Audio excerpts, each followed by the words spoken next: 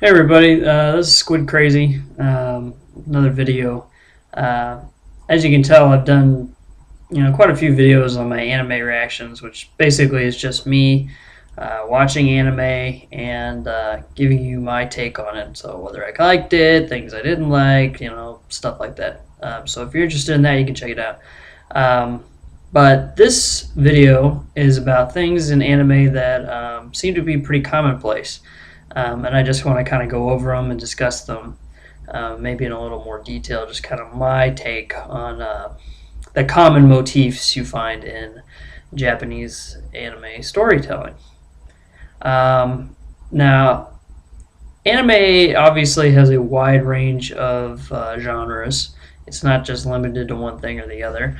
However, there are some capacities to anime that we can kind of generalize and put into one thing that seems to be a theme throughout multiple anime across genres. And, like any genre, whether it's film, movies, books, whatever, there's always something to expect. And I think with anime in particular, because it is mainly designed to capture a certain audience, the first motif, I would say, is the age of the main character. The main characters I found in most anime I'm watching are fairly young. You don't really have any older anime characters. I think main characters. Let me correct that. Main characters that you follow in a story.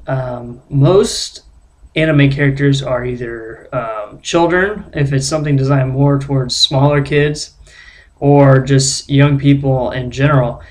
Even the adults seem to be a little bit younger. Some things obviously can be stretched a little bit, like obviously in Hellsing, since Arakad's a friggin' vampire and he's hundreds of years old. And he may look young, but he's actually really old. So that's something you could argue and things like that. But for the most part, one thing I have noticed is that the age, being young, having young characters, primarily around teenager age, kind of the common idea of becoming an adult. That kind of plays in with the age thing when you see an anime. It's always a coming of age story. There's a few anime in particular I think of. Eureka 7 is a big one, where a coming of age story. If you kind of cut everything apart and get down to the bare bones, it's pretty much what the story is about. There's a few other examples, even with examples where the characters are doing more adult things. They tend to be younger. So again, a coming of age, going out into the real world, seeing how things really go. That aspect of anime is a big part. Now, I think age also plays in part too, with the fact that younger people, I think, are easier to draw in Japanese anime. Obviously, if you have somebody, if it's set in a high school anime, they're going to be a certain age. They're going to be in high school, so 16, 15, 17, something like that. So they're still pretty young, still kind of getting into their own groove, getting into the real life idea of things. But I think that's common motif in anime. One reason is because the audience is younger, typically. People who are watching anime. I'm in my mid-20s, so I'm probably getting over the hill of where they design this stuff to watch, but granted, if it's a good story, it's a good story. Same thing with, you could argue with Harry Potter. That deals mainly with kids, and it's really just coming of age in this crazy magical world of wizardry and all that stuff. But yeah, you follow children growing up. It's fun to watch too, because I think it brings a nostalgia factor for everyone who's watching. So even adults can really enjoy that, really get into it. The angst you get when you're young, the drive, the motivations. You often have these very young characters who are really adamant and hell-bent about getting something done. But, through their passion, they realize that they need the experience of older or wiser people in their lives to get things done. So, I would say, okay, even if you look at Gundam Wing and all those characters are young and they're professional and they've been trained to do this stuff, they still have to kind of rely on an older group of people to get things done, even though they're obviously teenagers. But age is a big thing, and I don't ramble on it, but that's probably the most common thing I see in anime is just young people. So younger people. I don't think I've seen an anime where it's just an older cast of people. So and I just think it's mainly designed to focus on that audience, that group that's watching primarily. I would say another kind of common motif in anime is the resistance to authority. I think this plays more also into the historical aspects of Japan's past. During the Showa period, which was the kind of rise in militarism leading up to and through World War II, since it was so militaristic, everyone was very, it was all regimented. Life changed pretty drastically at that point in Japan, and I think people, to a certain degree, remember, maybe some of the good qualities, but mostly the bad qualities and how it's led people to, do things. But then again, it's also the fact that younger people typically, again, this goes back to the age thing, typically have a problem with authority anyway. I know me personally, I like to question lots of things. So authority figures are kind of I don't want to say a touchy subject, but it's something that a younger person may question more because they either don't understand where that authority is coming from, which is probably a big part of it, and then the fact that this authority is let me think. It's the driving force behind the society they live in. But you'll find it a lot. There's a lot of resistance in anime. You'll find most of the time the main characters, if they're part of an ensemble, they are rebelling against the authority that they're under the yoke. It's kind of interesting because in Japan, individualism it's something that you have, but it's something that you don't selfishly, give off in front of everyone else. That you self say, I don't need anybody. And here in the United States, I think it's individualism is a big part of our personalities. We're all told we're unique, which we are. Genetically, emotionally, mentally, things like that. However, the thing is, the experiences are not always that different from each other. And so you're always trying to find that connection because you want to make sure your experience is like everyone else's. But individualism is something you actually see a lot in anime. You see a lot of characters that rebel against this authority or this aggressive group of people. That's why I think a lot of times you see, and especially in certain anime that deal with religious organizations, you have people who go against the grain. That's because religion itself, and of course in Japan, organized religion, such as Christianity, which is the one that probably primarily been exposed to, obviously, from the Western side of things, is very authoritative. Roman Catholicism, you have the Pope, who's the head of the church and things like that. But really, there's not really any other religion that has like one guy in charge. So I think that idea plays into a lot of anime storytelling. They do that.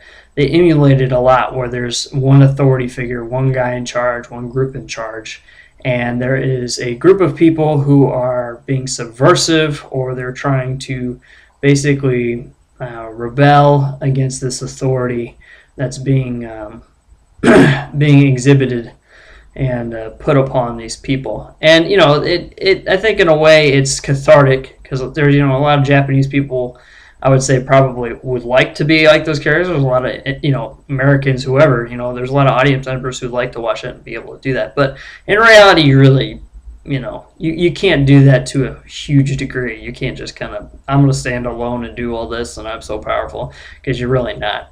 Hate to burst everybody's bubble. But anyway, get back to it. That's probably another big theme, is that rebellion against authority is a big part of it. But I would say another kind of common motif, love story.